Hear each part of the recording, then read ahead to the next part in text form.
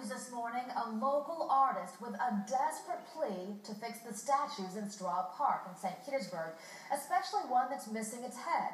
He came to Bay News 9's Paul Mueller for help, and it turns out plans were already in the works to get the statues back in their original condition.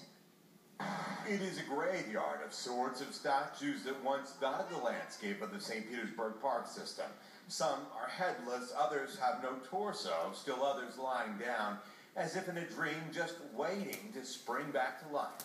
There's not been money in the past to repair them. But now there is, and it's a dream come true for local artist Ed Hotchkiss, who's lived in St. Pete for 35 years, walking through Straub Park each and every day, and each time passing one of the nearly dozen statues in the park, that statue without a head.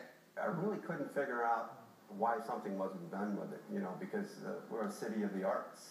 Now, it was on one of those walks that Ed happened to come across a group of city officials and local school children. They were here in the park dedicating this tree in honor of Dan Weldon, the St. Pete resident and IndyCar driver who died in that tragic wreck back last year.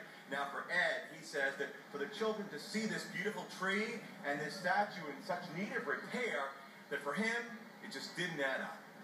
This park is kind of a focal point for a lot of the activities down here, and you have one of these great statues missing its head. So Ed created a head of his own, put it on the statue, and planned on bringing it to the city's attention.